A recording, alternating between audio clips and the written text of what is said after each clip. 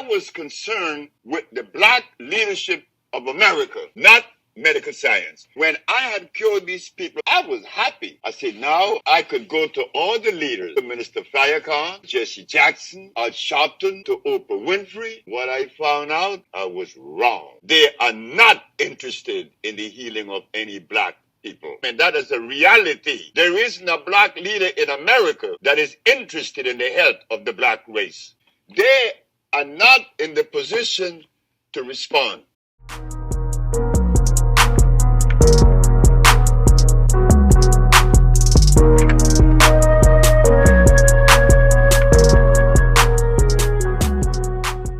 Hey guys, what's up? This is Sasha for President, back with another video. Oh my god, thank you guys so much for the love on my last video. That was my first video after a whole year hiatus on this channel. You guys showed so much love and appreciation on that video. You shared that video, you thumbs up that video, and I gained over 1,000 new subscribers just from that video. So I am so happy, you guys. Thank you so much for that. I appreciate it so much. And if you are not subscribed to this channel, what in the world are you waiting for?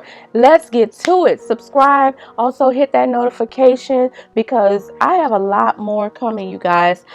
So today I want to talk about Nipsey Hussle.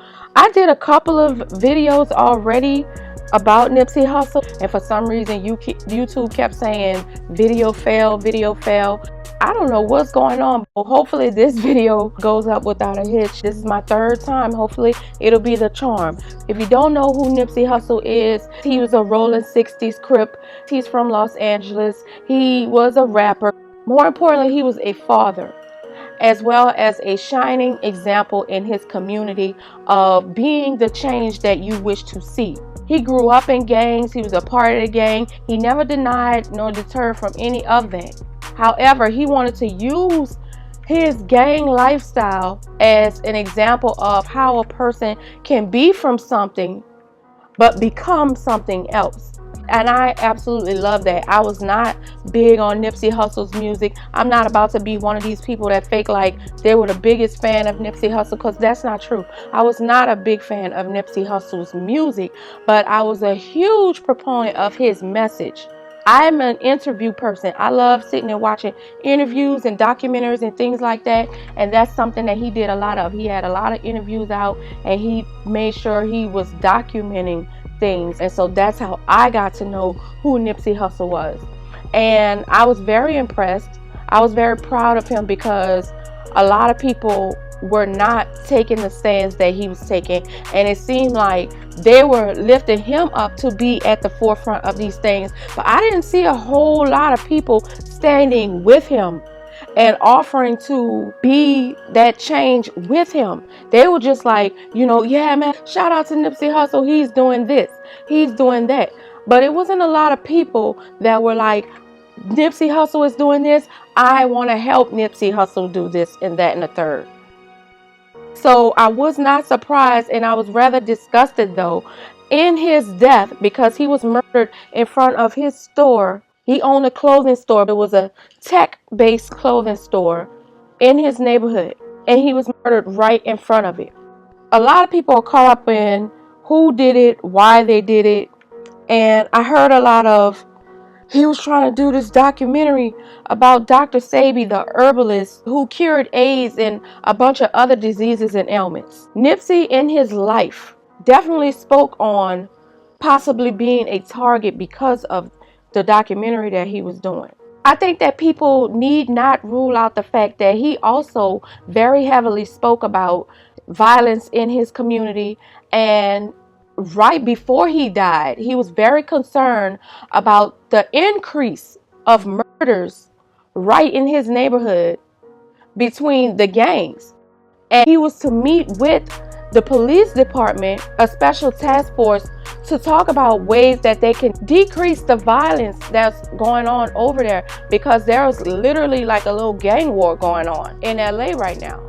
And anybody from that neighborhood, anybody from LA who knows anything about that, who's from the hood period, they will tell you that. So all the different conspiracies about how he died, why he died. None of that could be true. At the same time, all of that could be true, because equally there were very separate things going on that have credibility when it comes to this man's death. So in the grand scheme of things, who did it and why they did it is not as important. And I'm gonna tell you why.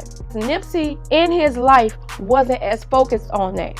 One of the clips that's been floating around and quotes that he said was, "If I die making this documentary, y'all better ride for me." He didn't say, "If I die making this documentary, y'all better go get who did it." He didn't say that. He said, "Y'all better ride for me." Some people took it as, go out and celebrate his life, ride for him in that way, go up for him. Based on the change that he made in his life, what I heard was, if I die making this documentary, y'all better ride for me. Y'all better continue this documentary. Y'all better go hard for me and keep this thing going. To see so many people claim to be such fans, and they talking about the work that he was doing, but they were speaking of it in a sense of, now this documentary won't get made. They didn't kill Nipsey Hussle. Or now the good deeds that he was doing in his neighborhood, in his community, won't continue to go on because he's no longer here. And I'm like, isn't that exactly what he spoke against? How can you be a fan of Nipsey Hussle? How can you be an admirer of anything that he spoke of and say such a thing?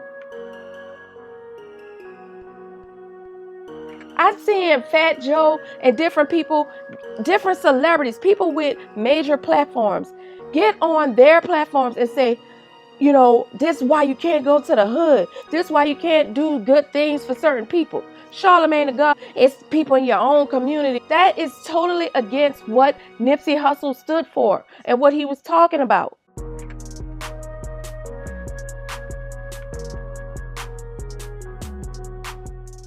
We're talking about a person who knew what their purpose was. Every last one of us on earth have a purpose, but not all of us know what that purpose is. We're talking about somebody who was self-educated and made it a point to make himself consciously aware of what his purpose was. And when he realized what his purpose was, he walked hard in that purpose. And he let everybody else know that he knew what his purpose was. But more importantly, he let people know what the purpose was. He let you know his plans.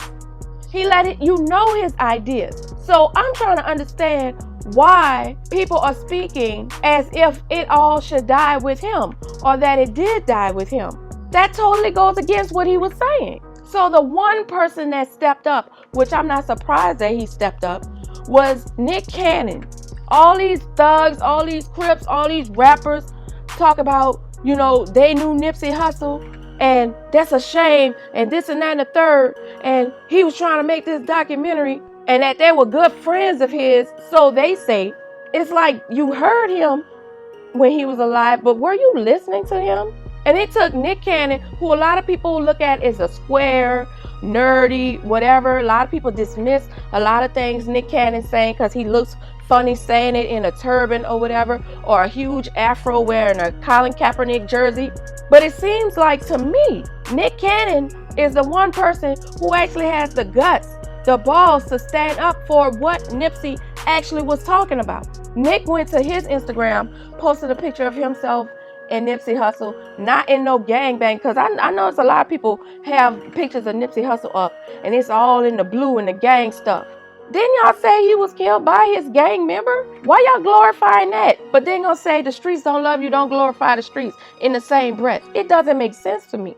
One of Nipsey's so-called close friends in the industry, who's also a Crip, but a New York Crip, Dave East, he came out and wanted to do a vigil, but it was on some Crip stuff. And he was like, yeah, throw up neighborhood. And I was like, you think that in his life, based on everything that he said while he was living, including trying to have peace with the gangs right before he died, you think that in his death, Nipsey Hussle would have wanted to be remembered as a Crip? Nick Cannon put up a black and white picture of him and Nipsey Hussle smiling, happy. I love that. I love that. Nick understood. He didn't just hear him. He listened and he understood what Nipsey was talking about. Nick said, and the Lord said, job well done, my son. Nipsey Hussle, King, this is how I want to remember you. Laughing, smiling. I ain't slept yet thinking about our conversations.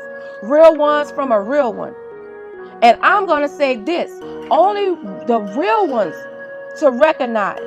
Where you left off, we're going to carry one. It's a marathon in all caps. So I'm picking up the baton because they can't kill us all. Spiritual warfare is real and in full effect. And now your spirit is protecting your community eternally. Your words, your steps, your walk always was and always will be solid. Now your message is my message. Your work is my work. I know you still rocking with us. And your voice will never be silenced, because to be absent from the body is to be present with the Most High. So now that you are at peace, don't rest. Keep leading, keep shining, King. That to me is a person who got it. Nick Cannon is not glorifying no gangs. He's not speaking down on a community. He's not speaking to no conspiracy theories. He's simply saying you were killed regardless of how you were killed. They can't kill us all. Because what you were doing was important. So we need to focus on that and keep that going. And I just wish more people had that mentality and saw it that way, because this is all he kept talking about.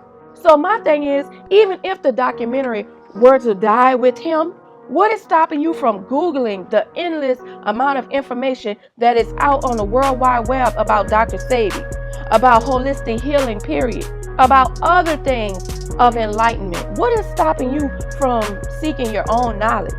What is stopping you from building in your community?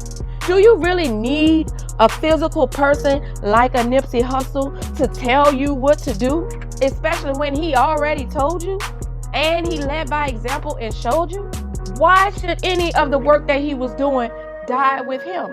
Regardless if you knew him, didn't know him, everybody could take from what he was talking about and move forward with it, like Nick Cannon said. Not just with the documentary though, but just in life in general. Buy up your blocks. Invest in your communities. You know, I'm into real estate. I'm big on that.